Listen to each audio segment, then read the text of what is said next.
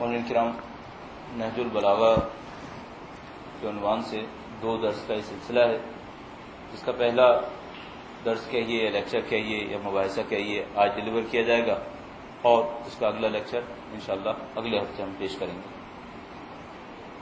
آپ جانتے ہیں کہ نہج البلاغہ اسلام کے ان متون میں سے ہے، ایسے ٹیکسٹ میں سے ہے جس کے اوپر شیعہ اور سنی تمام فرقوں کا اتفاق ہے۔ گرچہ اس کے کچھ خطبوں کے بارے میں اہل تسنن نے تردید کا اظہار کیا ہے، شک کا اظہار کیا ہے کہ یہ خطبے مولا کائنات نے ارشاد فرمائے یا ان کے بعد میں اس میں اضافہ کر دیے گئے ہیں، لیکن یہ ہے کہ عمومی طور پر نہج البلاغہ کو اسلام کی مستند ترین چند کتابوں میں سے تصور کیا جاتا ہے۔ ظاہر ہے کہ امیر المومنین نے کتاب تحریر نہیں فرمائی تھی، امیر المومنین نے صرف خطبات ارشاد فرمائے تھے، اور یہ خطبات وہ خطبات تھے کہ جو مولا کائنات نے 36 ہجرہ سے لے کر 40 ہجرہ تک اپنی ظاہری خلافت کے دوران میں ارشاد فرمائے تھے۔ ان خطبات میں سے بہت کم ایسے ہیں جو اس 36 ہجرہ سے پہلے کسی زمانے کے اندر ارشاد فرمائے ہیں۔ مثال کے طور پر وہ چند جملات بھی اس کے اندر شامل ہیں جو امیر المومنین نے بیوی کی قبر مقدس کے اوپر بیٹھ کر ارشاد فرمائے جب ان کو دفن فرما چکے۔ ظاہر ہے کہ یہ واقعہ 11 ہجرہ کے اندر پیش آیا تھا، اور ان میں سے کچھ خطبات، چند مباحثات اور گفتگو وہ بھی ہیں جو امیر المومنین نے خلیفہ ثالث کے انتخاب کے موقع پر ارشاد فرمائے، جو کہ ظاہر ہے کہ 25 ہجرہ کے اندر پیش آیا تھا۔ اور اکثر خطبات، اکثر مکتوبات اور اکثر امام کے اقوال زرین وہ ہیں کہ جو انہوں نے 36 سے 40 ہجرہ کے دوران ارشاد فرمائے۔ اجمالی طور پر سب نہج البلاغہ کو جانتے ہیں۔ اس وقت جتنے لوگ یہاں پہ تشریف فرما ہیں ان میں سے شاید ہی کوئی ہوگا جس نے زندگی میں کبھی نہج البلاغہ کو اٹھایا نہ ہو۔ ہمیشہ کچھ نہ کچھ صفحات، کچھ نہ کچھ لائنیں، کچھ نہ کچھ خطوط، مکتوبات امام کے کسی نہ کسی نے پڑھے ہوتے ہیں۔ لیکن ابھی بھی 2 مشکلات باقی ہیں۔ ایک تو یہ کہ نہج البلاغہ کے بارے میں ہمارا پرسپیکٹو کیا ہے، ہمارا دیکھنے کا انداز کیا ہے، ہم نہج البلاغہ کو دیکھتے کس انداز سے۔ اور دوسرا معاملہ یہ ہے کہ نہج البلاغہ کی تعلیمات میں ہے کیا۔ اجمالی طور پر تو سب کو پتہ ہے کہ نہج البلاغہ امیر المومنین کے خطبات پر ہے۔ یہ بھی عرض کرتا چلوں کہ 3 حصے ہیں اس کے اندر۔ پہلا حصہ خطبات کا ہے جس کے اندر 240 کے قریب خطبات ہیں۔ دوسرا حصہ مکتوبات کا ہے، امام نے جو لیٹرز اپنے ماننے والوں کو لکھے یا حتیٰ دشمنوں کو لکھے وہ لیٹرز اس میں شامل کیے گئے ہیں دوسرے حصے کے اندر، جو 70 کے قریب لیٹرز اس کے اندر ہیں۔ اور تیسرا حصہ وہ چھوٹے چھوٹے جملات ہیں جو مولا نے مختلف موقعوں پر ارشاد فرمائے، لوگوں نے یاد کر لیے، کیونکہ وہ جسے کہتے ہیں کوٹیشنز کے طور پر یاد کر لیے گئے تھے۔ وہ سید رضی کے زمانے میں موجود تھے، خود سید رضی نے یہ تمام چیزیں جمع کی اور اس کو نہج البلاغہ کا نام دے دیا۔ نہج البلاغہ کا نام کیوں دیا؟ نہج البلاغہ میں کوئی اسلامک کلر نہیں ہے، حتیٰ کوئی ریلیجیس کلر بھی نہیں ہے۔ نہج البلاغہ یعنی بلاغت کا راستہ، اس کو انگلش میں ترجمہ کرنے والوں نے پیک آف ایلوکوینس کہا کہ بلاغت کی انتہا۔ ترجمہ ہو جائے گا بلاغت کا راستہ، بلاغت کی روش، بلاغت کا طریقہ۔ سید رضی نے شاید اس کا نام جو قدر دینی ناموں سے ہٹ کر رکھا، حتیٰ شیعہ نام تو کسی طور پر اس کے اندر نہیں جھلکتا، وہ اس لیے رکھا ہوگا کہ سید رضی نہیں چاہتے تھے کہ اس کو پڑھنے والا صرف شیعہ ہو، وہ نہیں چاہتے تھے اس کو پڑھنے والا صرف مسلمان ہو، وہ چاہتے تھے کہ اس کو سب پڑھیں۔ لہذا ہمارے پاس تاریخ کے اندر موجود ہے کہ نہج البلاغہ کے اوپر عیسائیوں نے بہت محنت کی ہے۔ اس کے اوپر جو عیسائی کتاب خانے ہیں عراق کے اندر، لبنان کے اندر، انہوں نے اس کے اوپر بہت محنت کی ہے۔ وہاں پہ انہوں نے مختلف شرح جمع کی ہیں، خود شرح لکھنے کی کوشش بھی کی ہے۔ مختلف عیسائی اسکالرز نے نہج البلاغہ کے اوپر بڑے گراں قدر اپنے جملات تحریر کیے ہیں۔ تو شاید سید رضی کامیاب ہو گئے، پڑھنے والوں میں سبھی شامل ہو گئے، بلکہ ہم یہاں تک کہہ سکتے ہیں کہ پڑھنے والوں میں وہ بھی آ گئے جن سے ظاہری طور پر ہم بالکل بھی اتفاق نہیں کرتے۔ مثال کے طور پر اقوام متحدہ کی ہیومن رائٹ کونسل کا ایک گروپ، یا عرب ہیومن ڈیولپمنٹ سینٹر کا ایک گروپ جس نے نہج البلاغہ کو پڑھا اور اپنی ایک رپورٹ کے اندر نہج البلاغہ کی کوٹیشنز لکھ دیے۔ اور مجھے یاد ہے کہ اس کے نیچے جملہ لکھا تھا کہ اگر عرب حکمران 1400 سال پہلے آنے والے اپنے عرب لیڈر کی بات یہ مان لیتے تو آج اس حالت پہ نہ ہوتے۔ پڑھنے والے سبھی شامل ہیں اس کے اندر، لیکن شاید ایک بدقسمتی ابھی بھی باقی ہے، وہ یہ کہ شاید ماننے والے پڑھنے والے ابھی تک نہیں بن پائے۔ باقی سب تو شاید پڑھ رہے ہوں گے، لیکن ماننے والے شاید نہیں پڑھ پائے. زیادہ میرے سامنے بڑے عجیب عجیب باتیں آئی ہیں جو 10-11 سال ہو گئے ہمیں یہاں پاکستان میں تبلیغ کرتے ہوئے. مثال کے طور پر کبھی کسی نے ہم سے کہا کہ مولا علی کے فضائل کتنے ہیں؟ ہم نے کہا بہت زیادہ ہیں. اس نے کہا کہ جو جن لوگوں سے آپ ایڈریس کر رہے ہوتے ہیں ان کو فضائل پتہ ہے؟ ہم نے کہا ہمارے خیال میں پتہ ہے. کہنے لگا کہ کبھی کوشش کیجئے ان سے کہیے 5 صفحے امیر المومنین کے فضائل لکھ کر لے آئیں, دیکھیں کیا لکھ کر لاتے ہیں. حقیقت کہہ رہے ہیں کہ 5 صفحے تو لکھنا دور کی بات ہے, شاید 2 صفحے بھی نہ لکھ پائیں. اچھا یہ فضائل کتنے فضائل ہیں؟ ان فضائل کے بارے میں ہمارا بیان یہ ہے کہ اگر کوئی بیان کرنے پر آ جائے تو قیامت ہو جائے گی, فضائل ختم نہیں ہوں گے. وہ تو ہیں یقیناً اتنے ہی ہیں, لیکن ہمیں کتنے معلوم ہیں, یہ بڑا مسئلہ بن گیا. اچھا علوم اہل بیت کتنے ہیں؟ بے تحاشا. آج تک اگر ہم سے اور آپ سے کوئی پوچھے وہ علوم ہیں کیا, صرف ٹائٹلز, یقین فرمائیے ہمیں ٹائٹلز بھی نہیں معلوم. نہ یہ کہ علوم کی ڈیٹیلز کیا ہیں, ڈیٹیلز تو کسی کو بھی نہیں معلوم, صرف ٹائٹلز. مثلا ایک عام ماننے والے سے پوچھئے جو علوم اہل بیت تھے جن کے اوپر آپ اتنی گفتگو کر رہے ہیں وہ تھے کیا؟ مثلا فلکیات کے بارے میں ہیں, اکنامکس کے بارے میں ہیں, سوشالوجی کے بارے میں ہیں. مثلا آپ کہیں گے کہ ہاں ان سب کے بارے میں ہیں, اور اس کے بعد آگے کوئی کہہ دے ہے کیا, نہیں معلوم. تو یہ وہ مشکل ہے جو ہمارے سامنے پیش آ رہی ہے کہ ہم نہج البلاغہ کی تعریف میں وہ جملہ تو جانتے ہیں کہ خالق کے کلام سے کم ہے, مخلوق کے کلام سے بڑھ کر ہے. اس کے اوپر خوب واہ واہ بھی ہو جاتی ہے, سب کچھ ہو جاتا ہے, لیکن مشکل ساری یہ ہے کہ یہ ہے کیا, یہ کسی کو پتا نہیں. اور کسی کو پتا نہیں کا مطلب یہ ہے کہ اکثر آبادی کو نہیں معلوم. اس کی وجہ یہ ہے کہ کبھی پڑھا ہی نہیں. اچھا ایک اور مشکل یہ پیش آ رہی ہے کہ فضائل امیر المومنین پہ تو اشرے پہ اشرے ہوئے چلے جا رہے ہیں, اور نہج البلاغہ پہ کوئی اشرا ہم نہیں سن پا رہے. یعنی اگر کوئی پورے کراچی کے اندر 1 سال کے اندر ہونے والے تمام اشروں کو جمع کرے اور کہے کہ ان تمام اشروں میں نہج البلاغہ کے کتنے خطبے 1 سال میں زیر بحث آئے, تو آپ کو تعصب کے ساتھ دیکھنا پڑے گا کہ مشکل سے 3-4 خطبات کے علاوہ بات آگے نہیں بڑھے گی. اچھا وہ بھی معمولاً ایسے خطبے ہوں گے جن کا ہماری پریکٹیکل لائف سے تعلق بہت ہی کم ہوگا. بہت کم ایسے خطبے ہوں گے جو مورد بحث آئیں گے اور ان کا بھی ہماری پریکٹیکل لائف سے کوئی تعلق نہیں ہوگا. اچھا لوگ نہج البلاغہ سے دور ہیں کیوں؟ ایک سبب تو سستی ہے, قوم کی ایک مجموعی سستی. ہماری قوم کے اوپر کم ہمتی کا بڑا طوفان چھایا ہوا ہے. ہمتیں کم ہیں, ہمت نہیں کر پا رہے. تو اب نہج البلاغہ کو کوئی دیکھے کہ خوب 800 صفحے ہیں, 900 صفحے ہیں, بس یہی کافی ہے کہ اس کو دیکھ کر رکھ دے اور کہے کہ مجھ میں پڑھنے کی ہمت نہیں ہے. اس پہ بہت سارے لطیفے بھی بنے ہوئے ہیں, بہت ساری باتیں بھی ہوئی ہوئی ہیں کہ اگر آپ کسی کمپنی کے مثال کے طور پر چھوٹے موٹے بھی کوئی ڈائریکٹر ٹائپ کے ہوں یا سپروائزر ٹائپ کے ہوں تو آپ اپنی کمپنی کی 10 رپورٹس پڑھیں گے اور ضرور پڑھیں گے, لیکن کبھی آپ نے نہج البلاغہ نہیں پڑھی ہوگی, جبکہ آپ کو پتا ہوگا کہ اس کمپنی کی جو رپورٹ ہے یہ 1-2 مہینے کے اندر ختم ہو جائے گی, اس کی افادیت ختم ہو جائے گی. ایک رپورٹ آئی ہے پچھلے مہینے کے اوپر, آپ اسے پڑھیں گے, معاملہ ختم ہو گیا, اگلے مہینے اگلی رپورٹ آئے گی. اور یہ کتاب آفاقی کتاب ہے, اس میں آپ جو پڑھیں گے کبھی ختم نہیں ہوگا. بس کم ہمتی کا ایک طوفان ہے جو چھایا ہوا ہے اس قوم کے اوپر. ایک اور وجہ بھی ہے, جیسے ہی آپ پڑھیں گے یا سنیں گے, جیسے کہ میں بھی آپ کو سناؤں گا تھوڑا بہت, اور اگر آپ زحمت فرمائیں تو سنیں گے, تو آپ اس میں اور اپنی زندگی میں بہت بڑا فرق پائیں گے.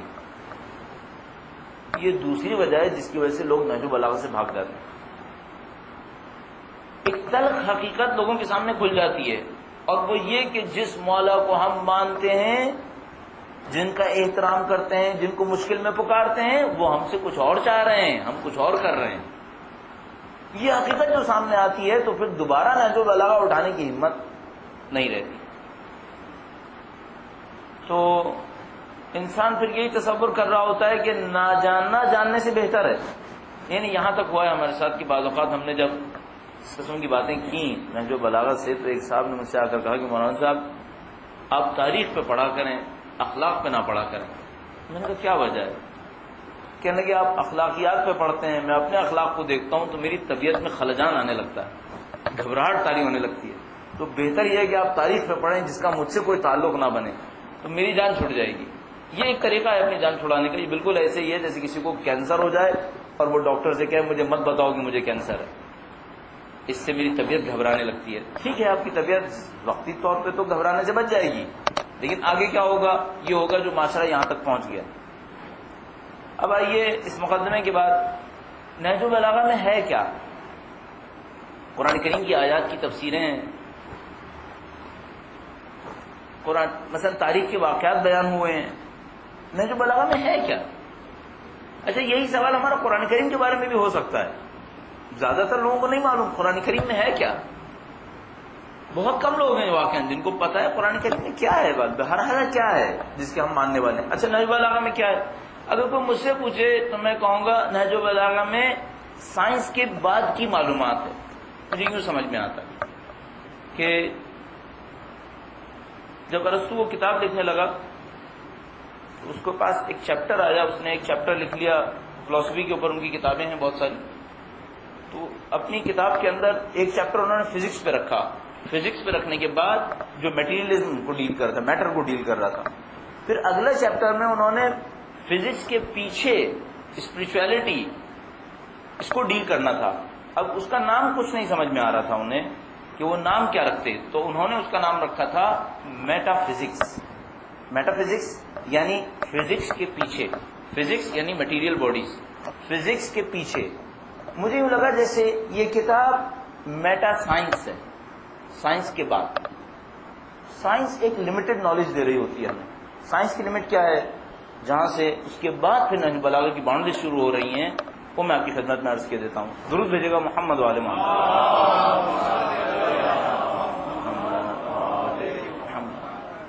ہماری پوری زندگی کے اندر تین کور ایشوز ہیں، تین ایشوز ہیں جو تمام پرابلمز کی کور بنتے ہیں، اصل اساس بنتے ہیں، جو مجھے اب تک سمجھ میں آ رہا ہے۔ ایک پرابلم یہ ہے کہ میں کون ہوں، دوسری پرابلم یہ ہے کہ یہ یونیورس کیا ہے، اور تیسری پرابلم یہ ہے کہ اگر اس کو کسی نے بنایا ہے تو وہ کیا ہے۔ مجھے یوں لگتا ہے کہ جو کچھ بھی نالج ہے وہ اسی تین میں کہیں آ جائے گی۔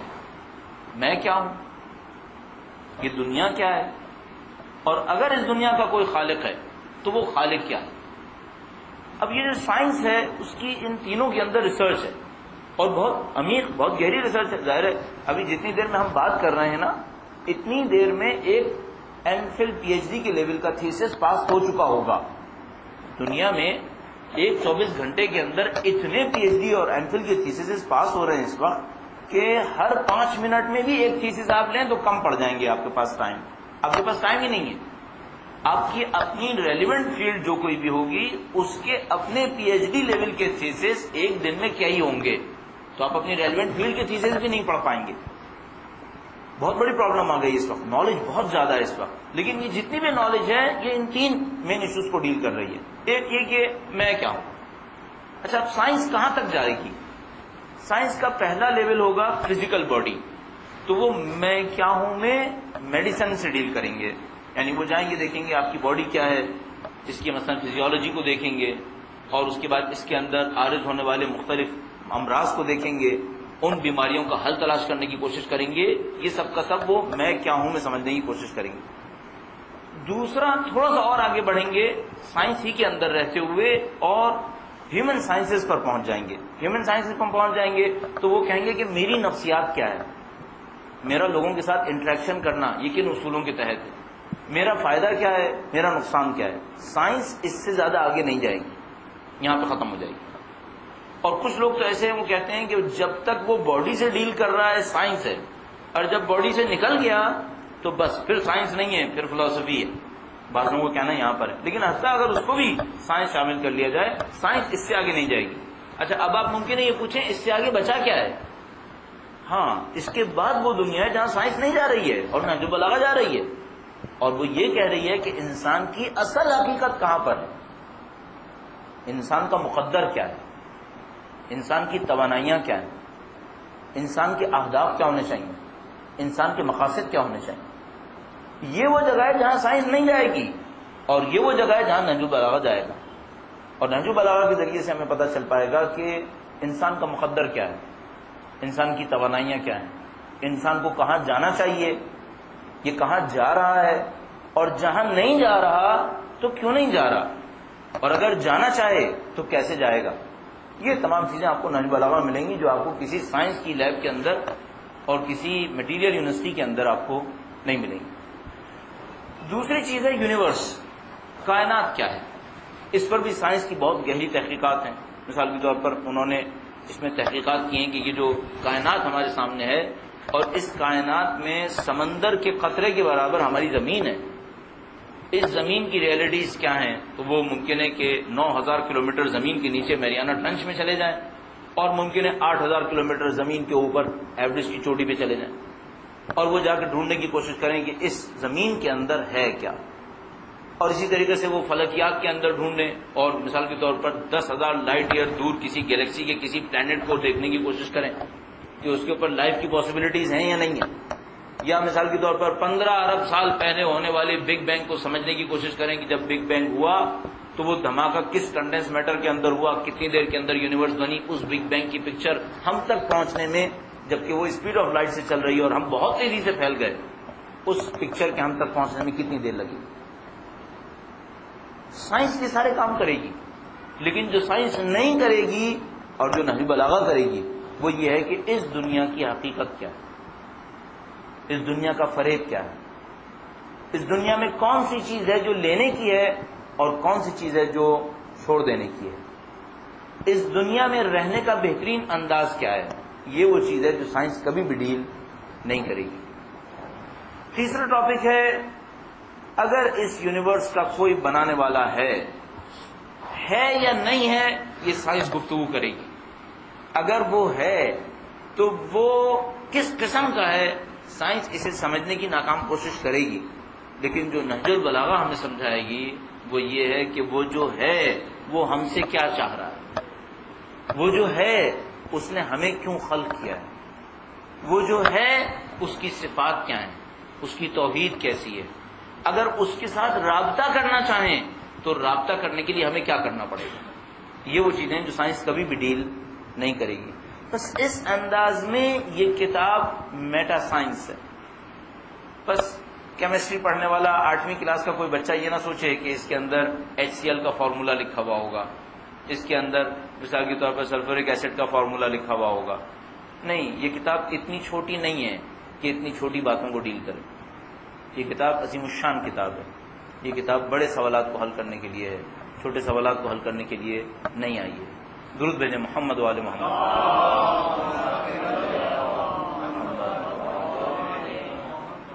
بس امیر المومنین نے ان سوالات کو حل نہیں کیا جو انسان اپنی مادی طبیعت کی بنیاد پر خود ہی حل کرے گا.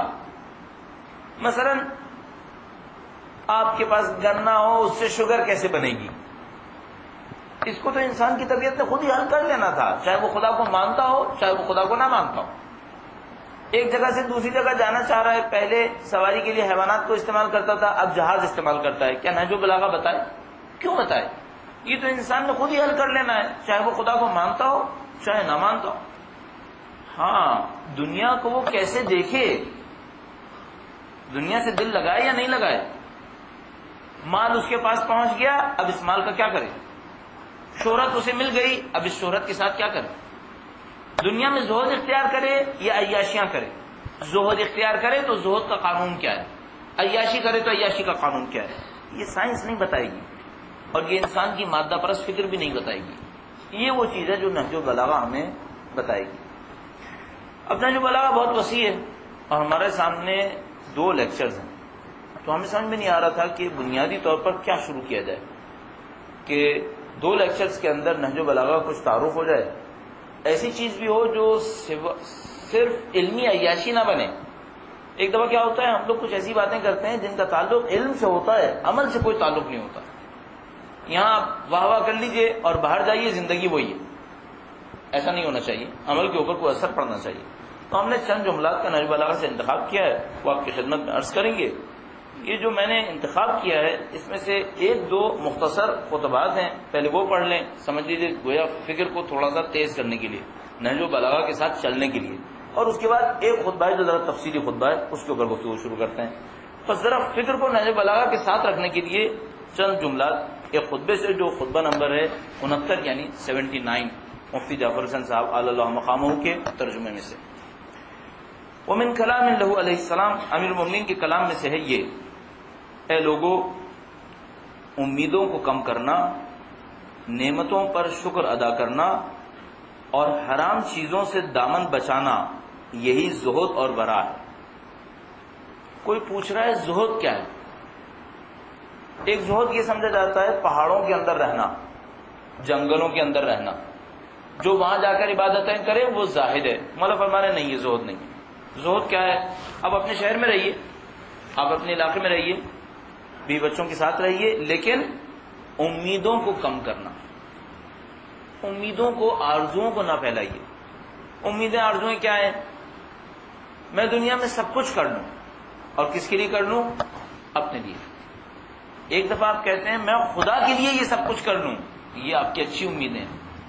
ایک دفعہ آپ کہتے ہیں میں اپنے لیے کر لوں، اپنی اولاد کے لیے کر لوں، اپنے مستقبل کے لیے کر لوں، اور سینٹر پوائنٹ آپ خود ہیں، یہ آپ کی جعلی آرزو ہے، غلط امیدیں ہیں۔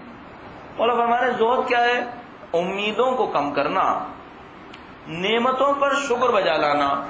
آپ کو نعمت ملی، اس کا شکر بجا لائیے۔ شکر کیا ہے؟ الحمدللہ کہہ دینا کافی ہے؟ نہیں، الحمدللہ کہہ دینا اظہار ہے۔ اصل شکر کیا ہے؟ اصل شکر یہ ہے کہ جب آپ کو نعمت ملے، یہ سوچیے خدا نے جو یہ نعمت دی ہے اس کا بہترین خرچ کیا ہے، اس کا بہترین استعمال کیا ہے۔ اگر امیر المومنین کو یہ نعمت ملے وہ کیا کریں گے؟ اس کی جیسا میں کرنے کی کوشش کروں گا۔ مثلا آپ کو خدا نے فرض فرمائے کچھ شہرت دے دی، اب آپ اس شہرت کے ساتھ کیا کریں؟ اتراتے پھریں، اس سے اپنے لیے دنیا جمع کریں، اس سے لوگوں پہ روب جمائیں، کہیں کہ نہیں، اس شہرت کو بھی استعمال کیجئے لوگوں کو خدا کے نزدیک لانے کے لیے۔ یہ نعمت ہے، اس نعمت کا صحیح استعمال کیا ہے؟ اس کو ہم کہتے ہیں شکر بجا لانا۔ بس گھروں کے اوپر الحمدللہ ماشاء اللہ لکھ دینا، اس سے کسی نعمت کا شکر بجا نہیں لایا جا سکتا۔ شکر بجا لانا ہے، اپنے آپ سے پوچھیے آپ نے نعمت کا استعمال کہاں کیا؟ اگر وہاں استعمال کیا ہے جہاں دینے والا چاہتا تھا کہ آپ استعمال کریں، تو اس کا مطلب ہے آپ نعمت کے شاکر ہیں، آپ شکر بجا لائیں۔ اور اگر آپ نے وہاں استعمال کیا ہے جہاں دینے والا نہیں چاہتا تھا، آپ کی اپنی مرضی تھی اس کے اندر، اس کا مطلب یہ ہے کہ آپ نے نعمت کو اپنی منمانی میں استعمال کیا ہے، آپ ابھی شکر بجا نہیں لائے۔ آپ اپنی زندگی کی بہت ساری نعمتوں کا حساب کر سکتے ہیں، کبھی اس کے لیے وقت نکالیے۔ امیدوں کو کم کرنا، نعمتوں پر شکر بجا لانا اور حرام چیزوں سے دامن بچانا، یہی زہد ہے۔ حرام چیزوں سے دامن بچانا، کیا اللہ نے حلال کیا ہے اور کیا حرام کیا ہے یہ کم و بیش ہم سب کو پتہ ہے۔ کبھی دھوکہ دینے کے لیے حرام کو حلال کرنے کی کوشش کرتے ہیں، لیکن اندر اندر خود جانتے ہیں۔ کچھ وقت پہلے ایک جگہ پہ میں کھڑا تھا، ایک صاحب آئے اور ان کی مسلسل کوشش تھی میرے سامنے ثابت کریں کہ شراب پینا حلال ہے۔ کوئی احمق ہوگا مسلمانوں میں جس کو پتہ نہ ہو کہ شراب حرام ہے؟ حرام سے اپنے دامن کو بچا لینا یہ زہد ہے۔ کوئی بے وقوف ہے جس کو نہیں معلوم حرام کمانا حلال نہیں ہے، حرام کمائی حرام ہے، یہ حلال نہیں ہوتی ہے، سب جانتے ہیں اس بات کو۔ حرام سے دامن بچانا یہ زہد ہے۔ ایک دفعہ ہم ایک جگہ پر سود کے احکام بیان کرنے لگے، ایک صاحب میرے پاس آئے، کہنے کے مولانا صاحب معمولاً ہم ریٹائرڈ لوگوں نے اپنے پیسے ایسی جگہ رکھے ہیں جہاں پہ سود ملتا ہے، برائے مہربانی یہ احکام بیان نہ کریں تاکہ ہم مصیبت میں نہ پڑیں۔ یہ حل ہے؟ اگر سود میں بہتری ہے تو خدا نے حرام کیوں کیا ہے؟ سود میں برائی ہے تو آپ اٹیمپٹ کیوں کر رہے ہیں؟ یہ کہ آپ احکام نہ سنیں یہ تو مشکل کا حل نہیں ہے۔ مولا فرما رہے ہیں حرام چیزوں سے دامن بچانا یہی زہد ہے۔ اس کے بعد فرما رہے ہیں ممکن ہے تم بہت زاہد نہ بن سکو تو تم کیا کرو؟ اگر تمہارے لیے یہ زہد مشکل ہو جائے تو اتنا ہو کہ حرام تمہارے صبر و شکیب پر غالب نہ آ جائے اور نعمتوں کے وقت شکر کو بھول نہ جاؤ۔ فرمانے میں نے تو 3 چیزیں تم سے کہی ہیں، امیدوں کو کم کر لو، نعمتوں پہ شکر بجا لاؤ، اور حرام سے اجتناب کرو۔ ممکن ہے تم کہو مولا ہم زاہد نہیں ہیں، ہم دنیا دار لوگ ہیں، ہم یہ زہد نہیں کر سکتے۔ مولا کہہ رہے ہیں ٹھیک ہے، اگر تم زہد نہیں کر سکتے، ایک منیمم اسٹینڈرڈ دے دیتا ہوں، اس منیمم اسٹینڈرڈ سے کم نہ کرنا۔ وہ منیمم اسٹینڈرڈ کیا ہے؟ وہ یہ ہے، اگر تمہارے لیے زہد مشکل ہو جائے تو اتنا ہو، یعنی اتنا تو ضرور کرو، کیا کہ حرام تمہارے صبر پر غالب نہ آئے۔ حرام سے دور رہنا صبر کا کام ہے۔ بعض بچوں کو جن کو ہم کہتے ہیں میوزک نہ سنو، اب کل ہی اتفاقاً ایک جگہ پر ہم نے امام وقت کے لیے ایک لیکچر دیا امام وقت کے بارے میں، اس کے آخر میں کسی نے سوال بھیجا، اور سوال میں لکھا تھا کہ مولانا صاحب فلموں اور ٹیلی ویژن سے دل بھرتا ہی نہیں ہے، اسے چھوڑنا مشکل ہے، کیا کیا جائے؟ خود سمجھ رہا ہے کہ غلط ہے، کہہ رہے چھوڑنا مشکل پڑ رہا ہے، اب کیا کیا جائے؟ تو مولا فرما رہے ہیں حرام سے بچنا صبر کا کام ہے، لیکن ایسا نہ ہو حرام تمہارے صبر کے اوپر غالب آ جائے، تو اپنے صبر کو مضبوط کرو، اتنا صبر کو مضبوط کرو کہ تم حرام کو ترک کر سکو۔ بس حرام کام کرنے میں کبھی بھی اپنے دل کو مائل نہ ہونے دینا۔ اب یہ مولا نے فرمایا کہ کم از کم اتنا ہو کہ حرام تمہارے صبر پر غالب نہ آئے، اور نعمتوں کے وقت شکر کو بھول نہ جانا۔ تم امیدوں کو اپنے کنٹرول نہیں کر سکے، کوئی بات نہیں، تم زاہد نہیں ہو، لیکن ایسا نہ ہو نعمتیں ملے تم کفران نعمت کرنے لگو۔ اچھا، یہ 2 باتیں مولا نے کیوں کہیں؟ ممکن ہے کوئی یہ کہے امیدوں کو کم کرنا، اس میں مجھے کیا فائدہ؟ گرچہ اس میں بھی فائدہ ہے، آپ امیدوں کو بڑھائیں گے زندگی آپ کی مصیبت میں پھنسے گی۔ کچھ وقت پہلے میں کینیا میں تھا، نیروبی میں، وہاں ایک صاحب مجھے ملے، میرے پاس آئے، میں نے زہد کے اوپر بات کی، میرے پاس آئے، کہنے کہ میری عمر اتنے سال ہے، کافی اچھی عمر، زیادہ عمر، کہا اتنے سال میں سوائے دنیا کے پیچھے بھاگنے کے میں نے کچھ نہیں کیا، اب تھک گیا ہوں، اب کیا کروں؟ لیکچر سننے کے بعد کہنے لگے اس میں کچھ راستہ نظر آ رہا ہے، اگر اس کے اوپر عمل کرنا چاہوں تو کیا کروں؟ آپ امیدیں بڑھاتے جائیں گے، نقصان کسی کا نہیں ہوگا، نقصان آپ کا اپنا ہوگا، لیکن مولا کہہ رہے ہیں چلو فرض کرو تم امیدیں کنٹرول نہیں کر سکتے، لیکن حرام کام ہرگز نہیں کرنا۔ کیوں؟ حرام کرو گے سراسر تمہارا نقصان ہے، کوئی بھلائی نہیں ہے تمہارے لیے۔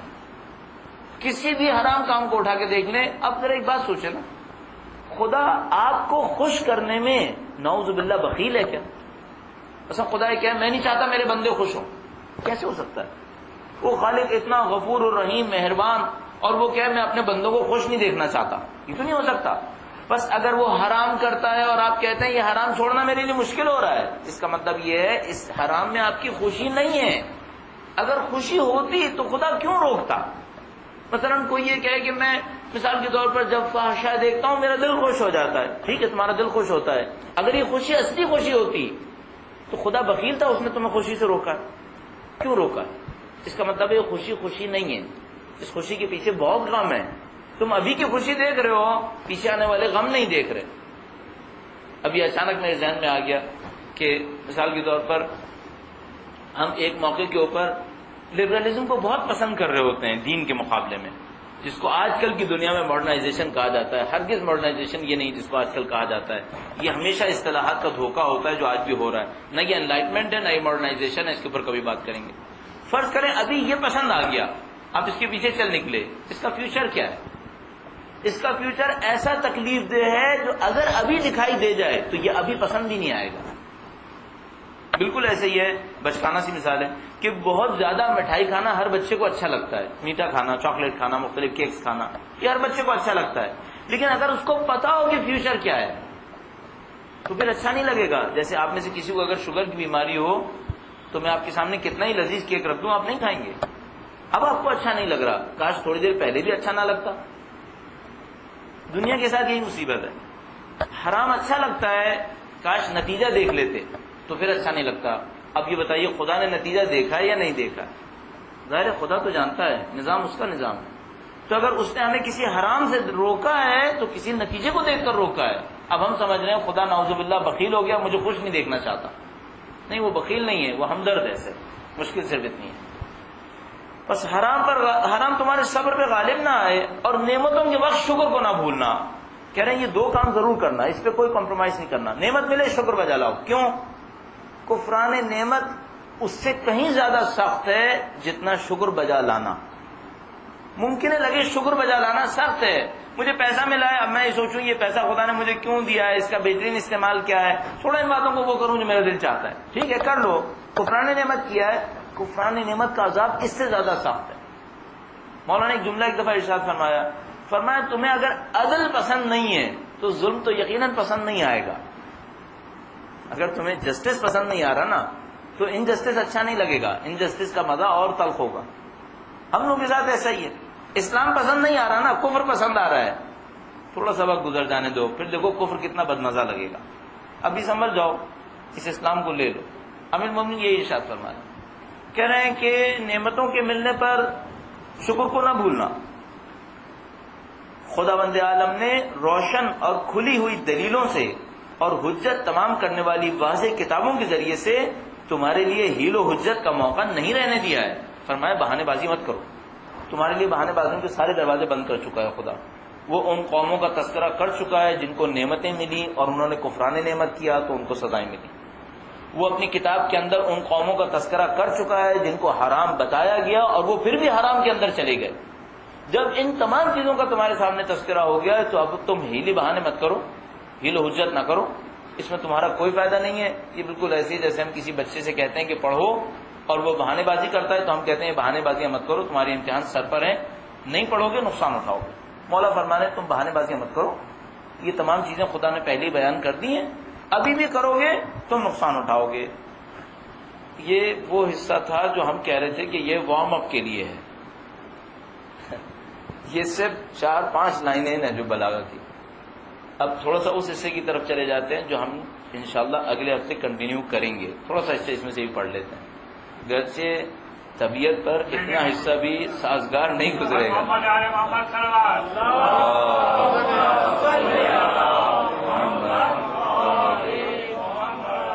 دیکھیے برادران، ایک بات آپ کی خدمت میں انتہائی ہمدردی کے ساتھ عرض کرتا چلوں. ہمیں اور آپ کو اپنی زندگی میں یہ پتہ نہیں ہوتا کہ آخری اچھا موقع کون سا ہے. لہذا جب بھی موقع مل رہا ہے اسے آخری سمجھ کے غنیمت سمجھ لیں. آپ یقین فرمائیے کتنے ہی لوگوں کو دیکھ چکے ہیں جو ظہر کی نماز مسجد میں پڑھتے ہیں اور مغرب میں جنازہ آتا ہے. بہت دیکھا ہے، بہت دفعہ ہو چکا ہے. کتنے ہی لوگوں کو دیکھ چکے ہیں جو تقوی اور پرہیزگاری کے ساتھ مغرب کی نماز میں آتے ہیں اور اگلے دن سے فاسق و فاجر ہو کے مسجد پہ لانتیں کر رہے ہوتے ہیں. یہ بھی دیکھ چکا ہے. ہاں کتنے ہی لوگوں کو ایسا دیکھا ہے جو ظہر تک باہر کھڑے ہو کے لانتیں کر رہے ہوتے ہیں اور مغرب میں متقی و پرہیزگار بن کے واپس آ جاتے ہیں. یہ بھی ہوا. لیکن آپ کا آخری موقع کب ہے اور میرا آخری موقع کب ہے یہ ہم سب کو نہیں معلوم. لہذا جب بھی کوئی چیز اچھی سننے کو مل رہی ہے، نہج البلاغہ سے بڑھ کر شاید ہی کچھ ملے، تو اچھا اب اس میں ایک اور مشکل بھی ہے. آپ یہ کہیں گے نہج البلاغہ تو اچھا ہے لیکن سنانے والا بھی تو اچھا ہونا چاہیے. ٹھیک ہے نہج البلاغہ اچھا ہے لیکن سنانے والے کا انداز بھی تو اچھا ہونا چاہیے. ارے ٹھیک ہے آپ نہج البلاغہ کے واسطے سنانے والے کو چھوڑ دیجئے. مولانا نے اپنے اس نہج البلاغہ میں ایک جگہ ارشاد فرمایا یہ دیکھو کیا کہہ رہا ہے، یہ مت دیکھو کون کہہ رہا ہے. اب یہ دیکھو کیا کہہ رہا ہے، یہ مت دیکھو کون کہہ رہا ہے. کون کو دیکھتے رہو گے دنیا خراب ہوتی چلی جائے گی. آپ یہ دیکھو کیا کہہ رہا ہے. نہج البلاغہ دیکھو. پتہ نہیں آخری دفعہ پھر کب موقع ملے گا آپ کو. تو چند جملات میں آپ کی خدمت میں خطبہ نمبر 32 سے عرض کر رہا ہوں، 32. ایک بار درود بھیجیے گا محمد و آل محمد.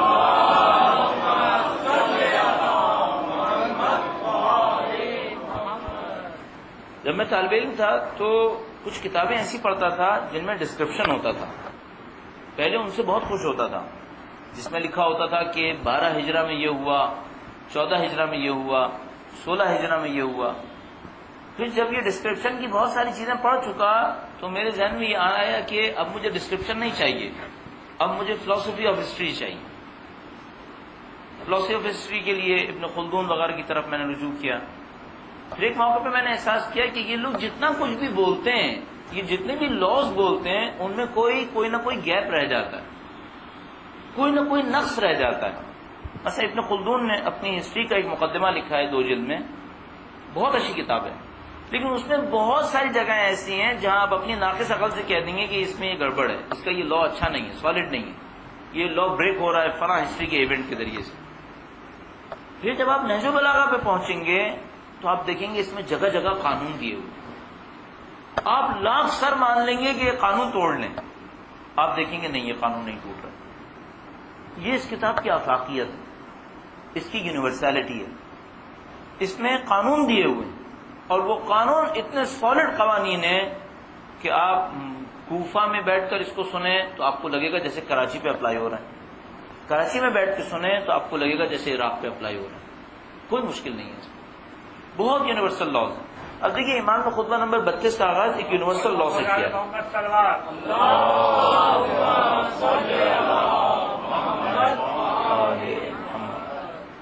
اس سے پہلے کہ میں اس قانون کا تذکرہ کروں، ایک مشکل اور عرض کرتا چلوں۔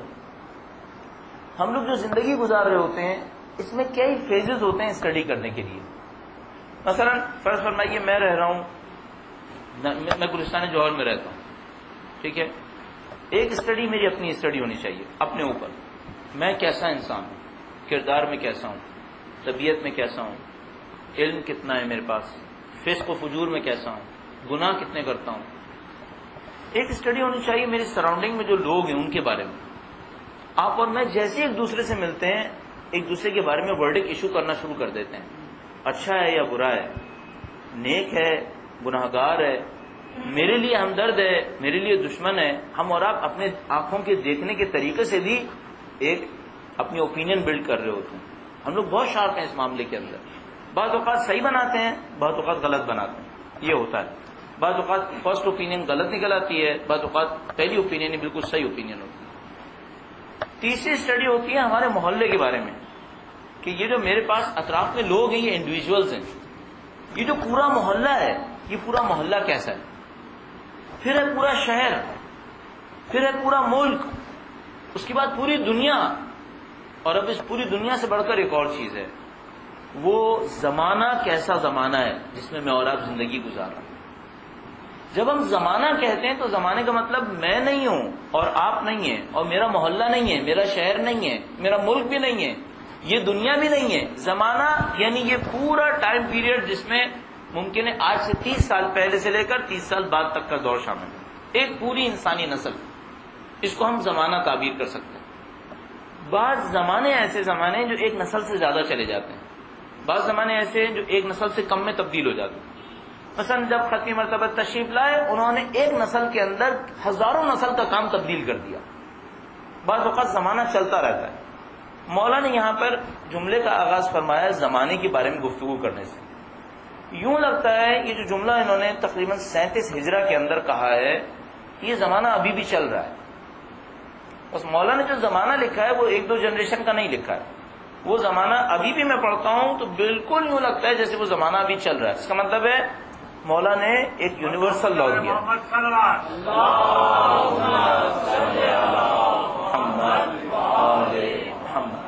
خوبصورتی یہ ہے کہ مولا نے اس کا آغاز بھی یہ کہہ کر نہیں کیا اے کوفیو، اے مسلمانوں، اے میرے ماننے والوں، نہیں یہ نہیں کہا، یہ لکھا ہے ایھا الناس، اے انسانوں۔ اس کا مطلب ہے کہ اب مولا کچھ یونیورسل کہنے والے ہیں۔ قرآن کریم جب بھی کہے گا یا ایھا الناس، اس کا مطلب ہے اب کوئی یونیورسل لا آنے والا ہے۔ یا ایھا الناس کہنے کے بعد کوئی چھوٹی گفتگو نہیں ہوگی، یہ تمام انسانوں کے لیے ہوگا۔ اب انہوں نے فرمایا ایھا الناس، اے انسانوں، اس کا مطلب ہے اب مولا یونیورسل لا بتانے والے ہیں۔ اب آپ سنیے، ایھا الناس، اے لوگو، ہم ایک ایسے کج رفتار زمانہ اور ناشکر گزار دنیا میں پیدا ہوئے ہیں جس میں نیکوکار کو خطا کار سمجھا جاتا ہے اور ظالم اپنی سرکشی میں بڑھتا ہی جاتا ہے۔ فرمانے دونوں چیزیں خراب ہیں اس وقت۔ یہ جو زمانہ ہے کج رفتار ہے، اس کی رفتار سیدھی نہیں، کج رفتار یعنی ٹیڑھی رفتار کا ہے، کج رفتار زمانہ ہے، اور دنیا ناشکر گزار ہے۔ اچھا دنیا کی نیچر معمولاً ہوتی ناشکر گزار ہے، دنیا کسی کے ساتھ بھلائی نہیں کرتی۔ مولا فرمانے یہ زمانہ جو ہے یہ کج رفتار ہے۔ کج رفتار زمانے کا مطلب کیا ہے؟ ایک سواری ہوتی ہے، آپ اس کو یوں ہی چھوڑ دیں سیدھی چلے گی، ایک دفعہ گاڑی کا مثال کے طور پر بیلنس خراب ہوا ہوتا ہے، اس کا اسٹیئرنگ سیدھا بھی چھوڑ دو تو رائٹ یا لیفٹ پہ ٹرن کر رہا ہوتا ہے، اس کو ہم کہتے ہیں کج رفتار گاڑی ہے۔ زمانہ کج رفتار ہے، یوں ہی چھوڑ دو تب بھی جان کو عذاب ہے۔ مولا فرمانے زمانہ کج رفتار ہے اور دنیا ناشکر گزار ہے۔ نشانی کیا ہے مولا فرمانے؟ نشانی یہ ہے کہ اس میں نیکوکار کو خطا کار سمجھا جا رہا ہے اور ظالم اپنی سرکشی میں پڑتا ہی جا رہا ہے، یعنی اس میں جو صحیح کر رہا ہے اسے لوگ کہتے ہیں غلط کر رہا ہے، اور جو ظلم کر رہا ہے تو ظلم کو روکنے والا کوئی نہیں ہے، ظلم پہ ظلم کیے چلے جا رہا ہے اور ظالم کو کوئی روکنے والا نہیں ہے۔ اس کا مطلب ہے زمانہ کج رفتار ہے۔ زمانے کو کیسا ہونا چاہیے؟ زمانے کو ایسا ہونا چاہیے اگر کوئی ظلم کرے تو ظلم کا راستے میں آنے والے لوگ کھڑے ہوں، ظلم کا مقابلہ کرنے والے لوگ۔ ایسا نہیں ہو رہا۔ اگر کوئی صحیح کو غلط کہے تو کچھ لوگ ہوں جو کہیں کہ نہیں یہ دیکھو یہ صحیح کو غلط مت کہو، صحیح صحیح ہے غلط غلط ہے، نہیں کہہ رہے لوگ، اس کا مطلب ہے زمانہ کج رفتار ہے۔ بدقسمتی سے آپ کو نہیں لگ رہا کہ یہ وہی زمانہ ہے؟ بالکل وہی کج رفتار ہے۔ کیوں؟ یہاں صحیح کو غلط کہہ رہے ہیں اور کوئی صحیح کا دفاع کرنے والا نہیں ہے کہ بھائی یہ صحیح صحیح ہے غلط غلط ہے، کوئی دفاع کرنے والا نہیں ہے۔ ظالم ظلم کیے جا رہا ہے، کوئی راہ میں رکاوٹ بننے والا نہیں ہے کہ بھائی یہ ظلم ہے اس کی راہ میں رکاوٹ کھڑی کرو، نہیں ہے کوئی، بس یہ کج رفتار زمانہ ہے۔ اس کے بعد مولا نے کہا یہ تو زمانہ تھا نا، ہم کیسے ہیں؟ مولا کی خوبی یہی ہے، پہلے پورے زمانے سے گفتگو کی، اب آ کر اس کو اور نیچے کی سطح پہ لے آئے، ہم کیسے ہیں؟ ہم انسان۔ دیکھیے جن چیزوں کو ہم جانتے ہیں ان سے فائدہ نہیں اٹھاتے اور جن چیزوں کو نہیں جانتے انہیں دریافت نہیں کرتے۔ فرمانے جن چیزوں کو جانتے ہیں ان سے فائدہ نہیں اٹھاتے، اللہ کا ایک حکم پتہ چل گیا ہے اس پہ عمل نہیں کرتے، پتہ تو چل گیا نا، اب تو عمل کر لو۔ ابھی میں چند مثالیں آپ کی خدمت میں عرض کروں، آپ کو عجیب لگنے لگے گا، سب کو پتہ ہے نماز واجب ہے، پڑھ لو۔ کیا صبح کی نماز حرام ہے؟ نہیں، صبح کی نماز اپنے وقت پہ واجب ہے، اسے پڑھ لو۔ جھوٹ بولنا حرام ہے، مت بولو۔ غیبت کرنا گناہ ہے، مت کرو۔ میوزک سننا حرام ہے، مت سنو۔ فحشا دیکھنا حرام ہے، مت دیکھو۔ انسانوں کا ساتھ دینا واجب ہے، ایک دوسرے کا ساتھ دو۔ اپنی ذاتی مفادات کے اوپر دوسروں کو قربان کر دینا غلط ہے، مت کرو۔ مولا فرمانے زمانہ کج رفتار ہے، جن چیزوں کو جانتے ہیں ان سے کوئی فائدہ نہیں اٹھاتے اور جن کو نہیں جانتے انہیں دریافت نہیں کرتے۔ جس کو دین نہیں پتا وہ کبھی یہ ہمت نہیں کرتا کہ جا کے پوچھے دین کیا ہے۔ عجیب بات یہ دنیا کی ہر الا بلا جاننے کی کوشش کرتا ہے، دین جاننے کی کوشش نہیں کرتا۔ بعض اوقات بڑے ایجوکیٹڈ لوگ ہمارے سامنے آتے ہیں، ماشاءاللہ بہت اچھی ایجوکیشن ہوتی ہے ان کی، بہترین انسٹیٹیوشن سے پڑھا ہوتا ہے، لیکن دین کا ذرہ بھی نہیں جانتے۔ ایک اسکالر نے مجھے ایک دفعہ ایک بات کہی جس نے ان کی زندگی تبدیل کر دی، میں پہلے بھی شاید یہاں کبھی کہہ چکا ہوں۔ انہوں نے ایک تھیسس پڑھا، بہت اچھا آرٹیکل، بہت اچھا تھیسس تھا، مقالہ تھا، پڑھ کے وہ آئے، لوگوں نے بہت اپریشیٹ کیا، آ کے ان سے ہاتھ ملایا، کہنے گے ایک آدمی میرے پاس آیا، خود انہوں نے مجھے بتایا، کہنے کہ وہ آدمی آ کے ہاتھ ملایا، کہنے لگا کہ آپ نے تھیسس لکھنے کے لیے کتنی بکس پڑھی ہوں گی؟ کہنے کہ کوئی 70-75 کا ریفرنس تو میں نے خود دیا ہے تھیسس کے اندر، اس سے زیادہ پڑھی ہیں۔ کہنے لگا کہ فلانی دنیا کی ہر الا بلا کتاب پڑھی، یہ بتاؤ اللہ کی کتاب آج تک پڑھی تم نے؟ دنیا کی ہر الا بلا جاننے کی کوشش کرتے ہیں۔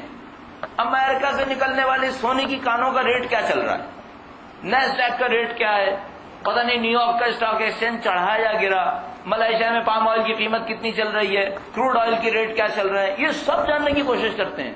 نہیں جانتے، دین نہیں جانتے۔ دین کیوں نہیں جانتے؟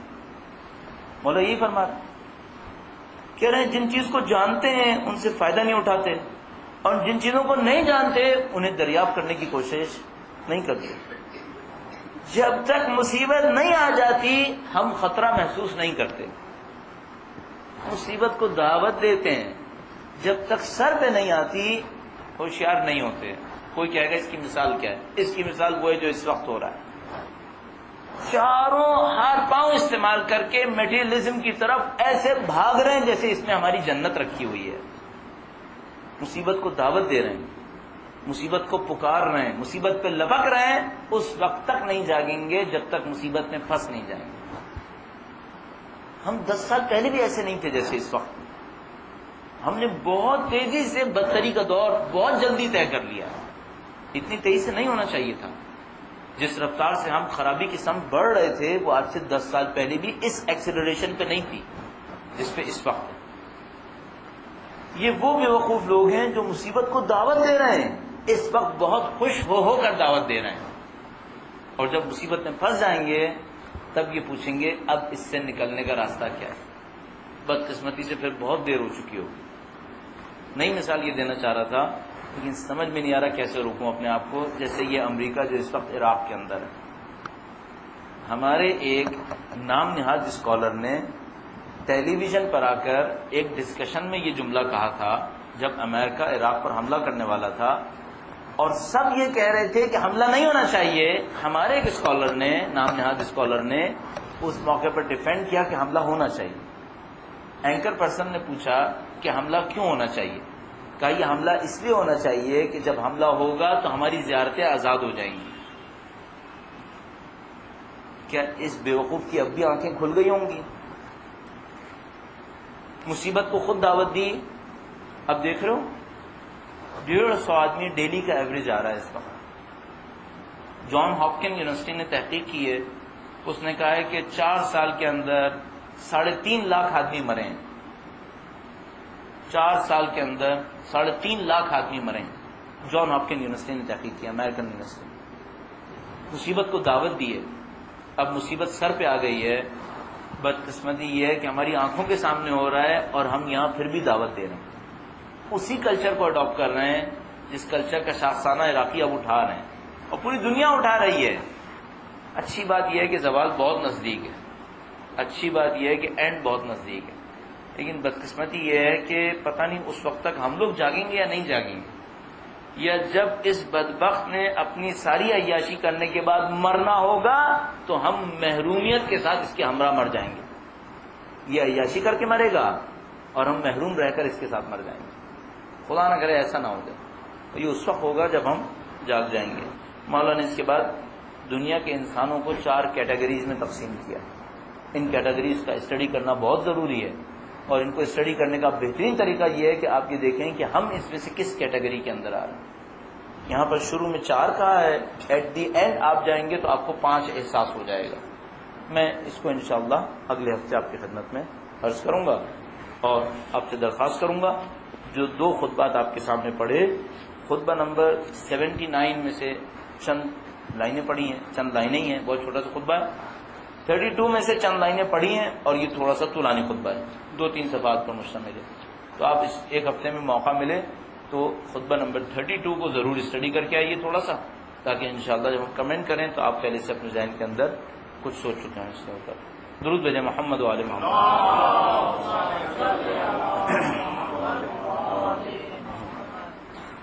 اب یوں پتہ چلا شام کے وقت میں کہ غلطی سے یہاں یہ اناؤنس ہو گیا ہے کہ اگر کوئی سوال کرنا چاہے گا تو سوال کر سکے گا، جبکہ ہمیں یہ احساس ہے کہ جہاں پر اس قسم کے ڈسکشنز نئے ہوتے ہیں وہاں پر سوال کرنا سننے والوں کے لیے اتنا سخت ہوتا ہے جیسے ہم لوگوں کے لیے بعض اوقات جا کے بولنا. تو ہمیں معلوم ہوتا ہے کہ نئی جگہ پہ سوال کرنے کی کوئی ہمت معمولاً نہیں کرتا. لیکن چونکہ اعلان ہو چکا ہے کہ اگر کوئی سوال کرنا چاہے تو کر سکتا ہے، تو میں آپ کی خدمت میں عرض کر رہا ہوں کہ اگر آپ میں سے کسی کا موڈ آتا ہے سوال کرنے کا اور آپ کے ذہن میں کوئی چیز ہو ایسی اس بحث سے متعلق جو ہم نے ابھی عرض کی تو سوال بیان فرمائیے.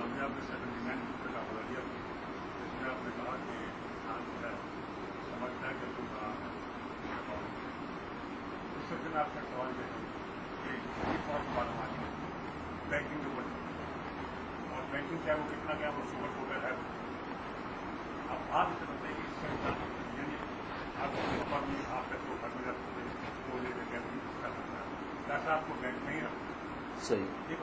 آپ بتائیے کس سے بہت ڈسکاؤنٹ آپ کرتے ہیں جی آپ بتائیے انسان اپنی زندگی میں اس سے کس طرح.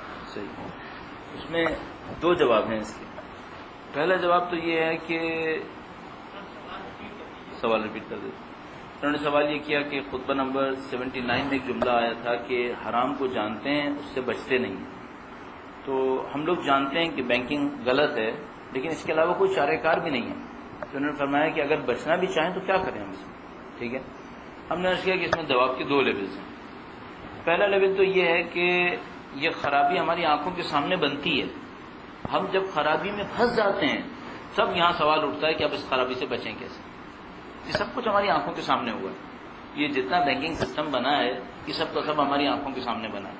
ہم میں سے اس پورے ملک کے اوپر خاموشی طاری رہی جب یہ بینکنگ سسٹم بن رہا تھا, اور اب جب کہ اس بینکنگ سسٹم کی جڑیں تک اندر پہنچ گئی ہیں تب کہیں جا کے سپریم کورٹ میں موومنٹ ہوئی اور اس نے یہ کہا کہ سود حرام ہے اور بینکنگ سیکٹر سے سود نکل جانا چاہیے. تو ہر بینک نے کچھ نہ کچھ انسٹرومنٹ بنانے شروع کر دیے سود سے نکالنے کے لیے, جس کے انہوں نے فرمایا کہ سب شوگر کوٹڈ ہے, اصل کے اندر جو ہے سب کا سب حرام ہے. یہ ایک مشکل ہے. جب بن رہی تھی ہم دیکھتے رہے اور پھنستے رہے. دوسرا معاملہ یہ ہے کہ ہم کیا کرتے ہیں کہ بن کے اگر دیکھ لے آدمی ایک آدمی کھڑا ہوگا نہیں بناؤ تو سب پر بات کے اندر بند کر رہے ہیں. کوئی مشکل نہیں. آپ کہتے ہیں ہم اگر چاہیں بننا نا, میں آپ سے سوال تشریح جواب کروں گا کہ ہم اگر چاہیں بننا تو اس معاشرے کے اندر بچ نہیں سکتے. صحیح ہے. اس معاشرے کے اندر بچنا چاہے تو ہم بچ نہیں سکتے. دیکھیے سادہ سا جواب, جتنا آپ کوشش کر سکتے ہیں آپ اپنی کوشش کر لیں گے, جتنا آپ کے بس میں نہیں ہے اتنے کو آپ جانے دیں گے. ایک سادہ جواب یہ. دوسرا تھوڑا سا اور لمبا جواب وہ یہ ہے کہ ابھی بچنے کا امکان نہیں ہے. کیا ایسے انسٹرومنٹ بنائے جا سکتے ہیں کہ مستقبل میں بچنے کا امکان ہو جائے؟ سوچنے کی بات ہے. مثال کے طور پر فرض فرمائیے ہم ابھی تک اس بات پر نہیں جاگے ہیں کہ اسلامک بینکنگ یا اسلامک اقتصادیات کے معاملے میں شیعہ اوپینین ہے کیا.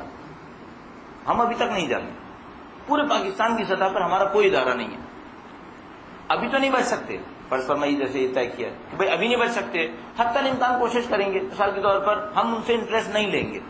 ایک طریقہ کا ٹھیک ہے, ہم نے رکھوایا ہے, گھر میں چوری ہو جاتی ہے, وہاں پہ رکھوا دیا سیکورٹی کی خاطر, سیفٹی کی خاطر, ہم ان سے انٹرسٹ نہیں لیں گے.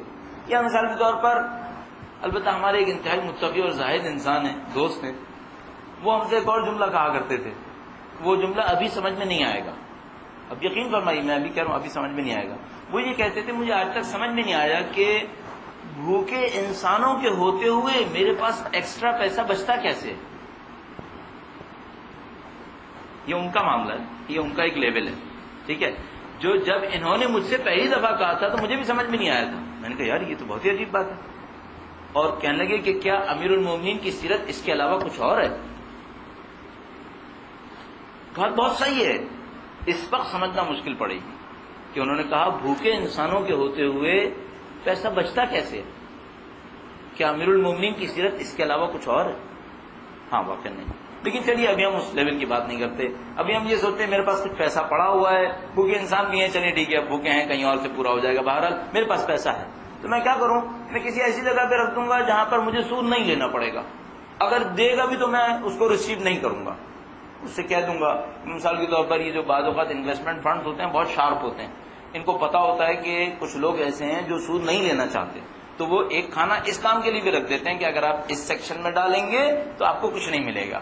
ٹھیک ہے, اور پھر جب آپ کا نکالنے کا موڈ ہوگا تو آپ وہاں سے نکال لیں گے اور کسی ایکسس سیکشن میں ڈال دیں گے جہاں پر بزنس بھی ہوگا اور وہ شاید حلال بھی ہوگا, کم سے کم انہوں نے جو انسٹرومنٹ بنائے ہیں ان کے تحت. تو آپ کے پاس ایسا ایک چوائس ہے کہ آپ ایسے اکاؤنٹ میں ڈال دیجئے جس کے اندر آپ نے کوئی سود نہ لینا, تو آپ کا کام کم از کم جز وقتی طور پر چل جائے گا.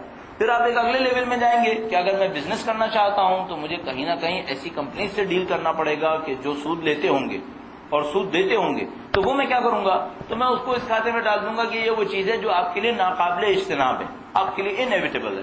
تو آپ سود نہ لیجئے. ہاں اگر کہیں آپ کو مصیبت میں پھنسنے کی وجہ سے دینا پڑ جائے تو فرض فرمائیے آپ یہ سوچتے ہوئے دے دیں کہ یہ مجھ سے غصب کر رہا ہے, میرے پاس اس کے علاوہ کوئی چارہ کار نہیں ہے. لیکن میں بتایا یہ ٹیمپرری سولوشن ہے. اصلی سولوشن یہ ہے کہ اب دیکھیے ایک اور بات آپ کی خدمت میں عرض کروں گا, امام کی غیبت ختم کیوں نہیں ہو رہی؟ ایک وجہ یہ ہے ہم غلط نظاموں سے ابھی تک نہیں تھکے ہیں. ابھی بھی غلط نظاموں سے امیدیں لگائے بیٹھے ہیں, ابھی ہم تھکے نہیں ہیں. ابھی بھی ہماری امیدیں انہی نظاموں سے وابستہ ہیں. اس کا مطلب ہے غیبت نہیں ہوگی, غیبت چلے گی. کیونکہ غیبت اس وقت ختم ہوگی جب ہم باطل نظاموں سے تھک جائیں گے اور ہم کہیں گے کہ ہمارا باطل نظام سے کوئی تعلق نہیں, ہم اس سے کوئی انٹرسٹ نہیں لینا چاہ رہے. ابھی ہمارے ساتھ ایک اور عجیب مشکل ہے. یہ جملہ بھی تھوڑا سا بھاری گزرے گا، تشریح ابھی نہیں ہو پائے گی، لہذا شاید ممکن ہے اور کام خراب ہو جائے. ابھی ہمارے ساتھ پوزیشن یہ ہے، مولا سے کہہ رہے ہیں مولا جب آپ آئیں گے تو آپ کفر سے لڑیں گے، جب تک آپ نہیں آئے، جب تک آپ نہیں لڑے میں تو فائدہ اٹھا لوں. ابھی ہماری پوزیشن یہ ہے. چلیے یہی صحیح، دل لگائی کیجئے اس کفر کے نظام کے ساتھ، دیکھیے کیا ملتا ہے. ملا کچھ نہیں ابھی تک، دوسروں کو نہیں ملا، لیکن ہم دل لگائی کر رہے ہیں. جس کو مولا نے 3 طلاقیں دی اس کے ساتھ عاشقی گاڑ رہے ہیں، دیکھیے کیا ہوتا ہے، کچھ بنتا ہے یا نہیں بنتا ہے. انشاءاللہ اگلے ہفتے درود بھیجے گا محمد والے محمد.